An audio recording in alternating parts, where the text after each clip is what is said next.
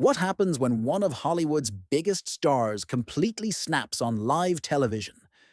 Tonight, we're diving into the shocking moment when Tom Cruise lost his composure on Jimmy Kimmel's late night show, exposing a side of the actor that left audiences stunned and questioning everything they thought they knew about the Mission Impossible star. The tension that built throughout this interview was unlike anything we've seen before, with Jimmy pushing boundaries that should never have been crossed. This wasn't your typical celebrity chat. This was a masterclass in how an interview can go catastrophically wrong when a host decides to play with fire. Make sure to hit that subscribe button and drop a comment below, because you're not going to believe how this unfolds. The studio lights were blazing as Tom Cruise walked onto the Jimmy Kimmel live set, flashing that trademark smile that had captivated audiences for decades. The audience erupted in applause, but something felt different tonight. Jimmy Kimmel sat behind his desk with a smirk that seemed more predatory than welcoming, shuffling through his note cards with an unusual intensity. As Tom settled into the guest chair, adjusting his perfectly tailored suit, Jimmy's opening felt like a verbal ambush disguised as comedy. "So Tom, let's talk about your famous stunts," Jimmy began, his tone dripping with mock admiration. "I mean, hanging off planes, climbing buildings, it's all very impressive for someone your age." The audience chuckled nervously, but Tom's smile flickered for just a moment. "Age?" Tom replied, his voice maintaining its professional charm. "I think experience is a better word, Jimmy. I've been doing this for over 40 years. Jimmy leaned, back in his chair, clearly enjoying himself. "Right, 40 years. That's a lot of time to perfect the art of, shall we say, controlled image management." The question hung in the air like a loaded weapon. Tom's posture shifted slightly, his media training kicking in as he deflected with a laugh. "I just try to give audiences the best entertainment possible. That's what this business is about." But Jimmy wasn't done. He pulled out a tablet, scrolling through what appeared to be social media posts. "Speaking of entertainment, there's been some interesting footage circulating online. You jumping on Oprah's couch, some rather animated interviews about your beliefs. Do you ever watch those back and think, maybe I should dial it down a notch?" The studio audience was silent now, sensing the shift in atmosphere. This wasn't playful banter anymore. This was a deliberate attempt to provoke. Tom's jaw tightened, almost imperceptibly. "Jimmy, I think passion is something to be celebrated, not mocked. When I'm excited about something, whether it's a film or my personal life, I express that authentically. I don't apologize for being genuine." His voice carried a warning that Jimmy either didn't catch or chose to ignore. "Genuine," Jimmy repeated, savoring the word. "That's interesting because a lot of people might say there's a difference between genuine and manufactured enthusiasm. I mean, you've got to admit, some of your public displays have been pretty over the top. Even by Hollywood standards," he gestured to the audience as if seeking their validation. "Come on, folks, we've all seen the memes, right?" The camera caught Tom's hands gripping the armrests of his chair, his knuckles beginning to whiten. "Memes," he said quietly, his voice taking on a different quality. "So we're basing serious conversations on internet jokes now. That's the level of discourse we're aiming for here." The temperature in the room seemed to drop several degrees. Jimmy sensed he had struck a nerve and pressed forward like a shark sensing blood in the water. "Hey, I'm just saying what everyone's thinking.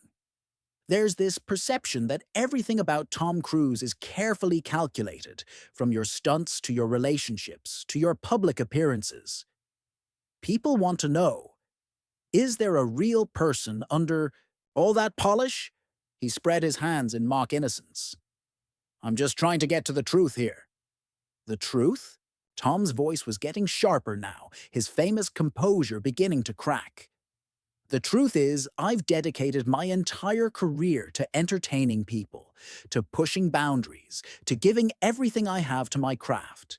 and you want to sit here and reduce that to manufactured enthusiasm and internet memes.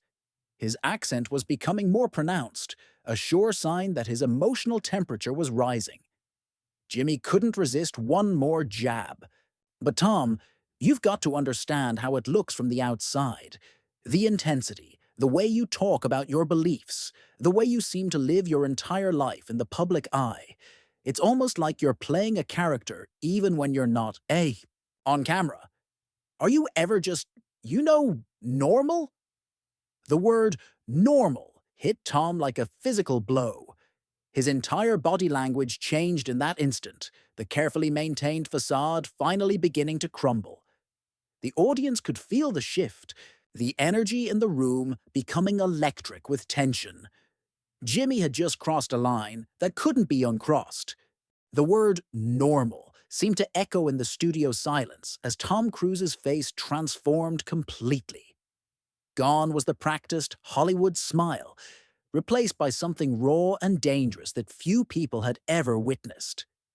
His eyes locked onto Jimmy's, with an intensity that made the host shift uncomfortably in his chair for the first time during the interview.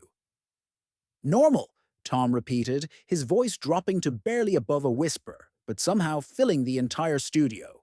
You want to talk about normal, Jimmy? Tom stood up from his chair, the sudden movement causing several audience members to gasp audibly. He wasn't pacing or gesturing wildly, like the Oprah incident that Jimmy had mocked moments earlier. This was different. This was controlled fury, the kind that's far more terrifying than explosive anger. Let me tell you what normal is, Tom continued, his voice gaining strength with each word.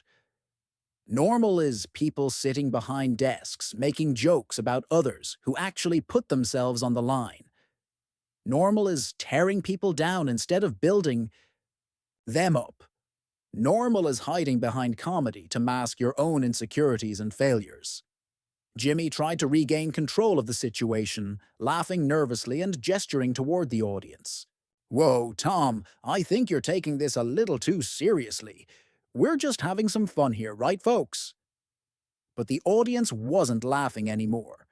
They could sense something authentic happening, something that transcended typical late-night television entertainment. The cameras kept rolling, capturing every micro-expression on both men's faces. Fun? Tom's voice cracked slightly, not from weakness, but from the sheer force of emotion he was fighting to contain. You think it's fun to invite someone onto your show just to humiliate them? You think it's entertaining to mock someone's passion, their beliefs, their life's work?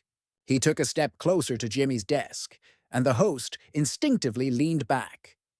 I've been in this business longer than you've been alive, and I've never, ever used my platform to deliberately hurt another human being.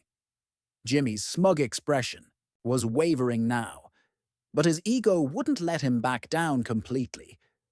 Come on, Tom, you're being a little dramatic here. This is late-night television. Everyone knows we poke fun at celebrities.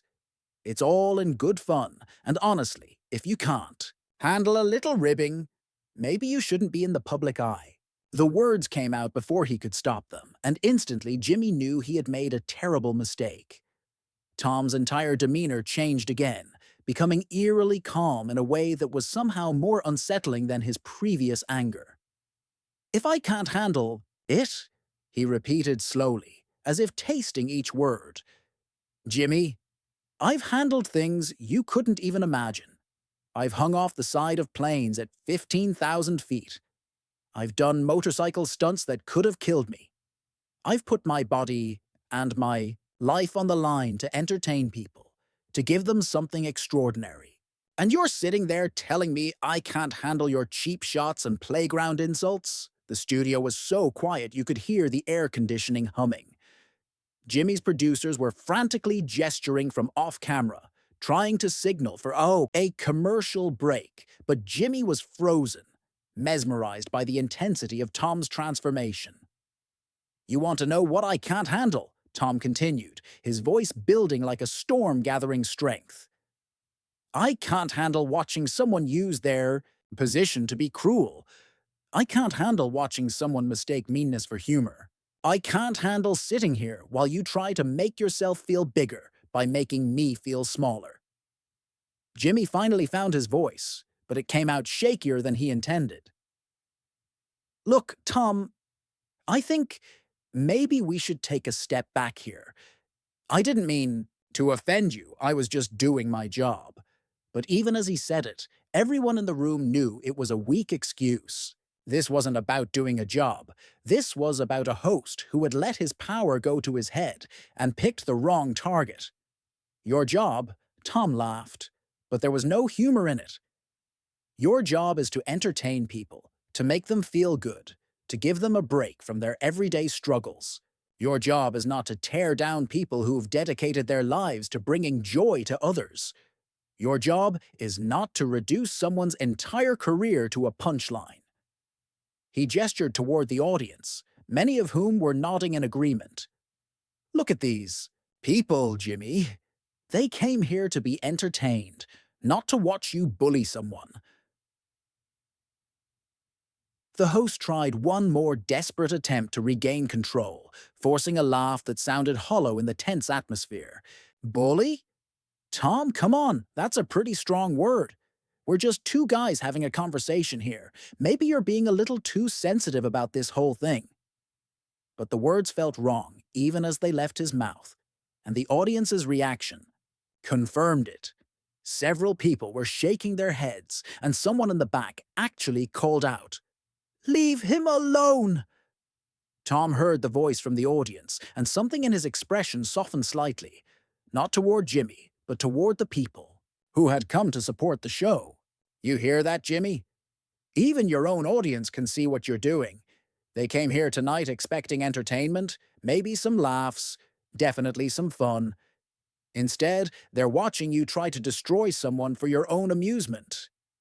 His voice was steady now, each word delivered with surgical precision. The camera operators were having a field day, capturing every angle of this unprecedented moment in late-night television history. Jimmy's face was flushed red, sweat beading on his forehead, as he realized he had completely lost control of his own show. His usual quick wit had abandoned him, leaving him defenseless against Tom's passionate dismantling of his behavior. The power dynamic had shifted completely, and everyone in the room could feel it. You know what the really sad part is, Jimmy? Tom continued, his voice taking on an almost pitying tone. You had a chance tonight to have a real conversation with someone who's lived an extraordinary life. You could have asked about the stunts, the dedication, the craft of acting, the evolution of cinema over 4 decades. Instead, you chose to be small. Jimmy's face had gone from flushed red to an almost ghostly pale as Tom's words settled over the studio like a heavy blanket. The host's hands were visibly trembling as he reached for his water glass, taking a sip that did nothing to ease the tension radiating from every pore. The audience was completely captivated, witnessing something that felt more real than anything they had ever seen on television. This wasn't scripted drama. This was raw human emotion playing out in real time. Small, Tom repeated, letting the word hang in the air. That's what this is, Jimmy. Small-minded, small-hearted, small-spirited. You took something beautiful, the connection between an entertainer and an audience, and you tried to poison it with your cynicism. He gestured toward the cameras that were still rolling, capturing every moment of this extraordinary confrontation. These people trust you. They invite you into their homes every night. They depend on you to lift them up, not tear others down. Jimmy made one final attempt to salvage his dignity, his voice cracking as he spoke. Tom, I think you're blowing this way out of proportion. This is how interviews work in this business. Everyone knows that. We ask tough questions, we push buttons, we create moments. That's television. But his words sounded hollow, even to himself, and the audience's collective sigh of disappointment was audible throughout the studio. Create moments? Tom's voice rose for the first time since he had initially snapped, his carefully controlled composure finally giving way to pure, unfiltered emotion. You think humiliating people creates moments? You think making someone feel worthless on national television is good television? He turned to address the audience directly, his eyes blazing with an intensity that made everyone lean forward in their seats. Is this what you want? Is this what entertains you? The audience responded with a resounding no, and several people began applauding Tom's words. The sound built gradually, becoming a wave of support that seemed to energize the actor even further. Jimmy watched in horror as his own audience turned against him, their faces showing disappointment and even disgust at his behavior. His producers were making cutting motions across their throats, desperately trying to end the segment, but Jimmy seemed paralyzed. You see that, Jimmy? Tom pointed toward the applauding audience, his voice filled with something that might have been triumph if it weren't so deeply sad. Those people understand something you've forgotten. Entertainment isn't about cruelty. It's not about making someone else feel small so you can feel big. It's about connection, about shared humanity, about lifting each other up instead of tearing each other down. Tom walked closer to Jimmy's desk, not in a threatening way, but with the measured steps of someone delivering a final verdict. I've spent 40 years in this business, and I've learned something that you apparently never have. The audience isn't stupid, Jimmy. They can tell the difference between genuine humor and mean-spirited attacks. They can sense authenticity versus manufactured controversy. And right now, they're seeing you for exactly what you are. Jimmy's voice was barely a whisper when he finally spoke again. What am I, Tom? The question came out like a confession, as if he genuinely didn't know the answer and was hoping Tom might provide some clarity. The vulnerability in his voice was startling after his earlier arrogance, but it was too little too late. You're someone who had everything, Tom replied, his voice heavy with disappointment rather than anger now. You had a platform, an audience, the ability to bring joy to millions of people every single night. And you chose to use that gift to be cruel. You chose to take someone's passion and turn it into a joke.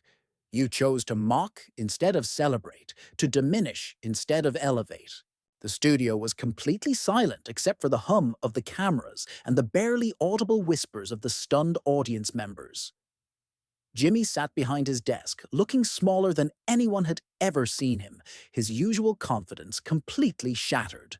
The man who had built a career on quick wit and sharp humor had been rendered speechless by the genuine emotion and moral authority of his guest. Tom took a deep breath, seeming to gather himself for his final words. I came here tonight because I respect this show, or at least I used to.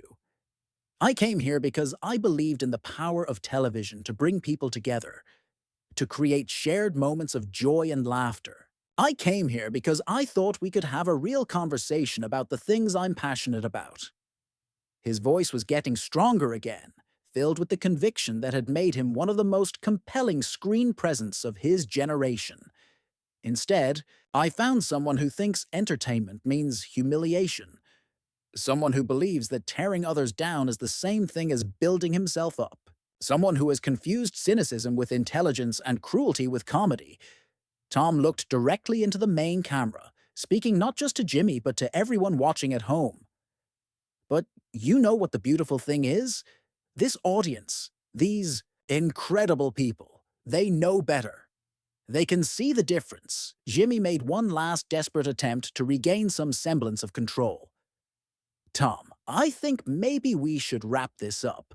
This has gotten a little too intense for a late-night talk show. But his words carried no authority anymore, and everyone in the room knew it. He had lost not just the interview, but his credibility as a host who could handle any situation. Tom smiled for the first time since the confrontation began. But it wasn't his usual Hollywood smile. This was something more genuine, more human. You're right about one thing, Jimmy. This is too intense for your show, because your show isn't about real emotion or authentic moments. It's about surface level entertainment and cheap laughs at other people's expense. And frankly, both you and your audience deserve better than that. With that, Tom Cruise walked off the Jimmy Kimmel live set, leaving behind a host who would never quite recover from the encounter and an audience that had witnessed television history.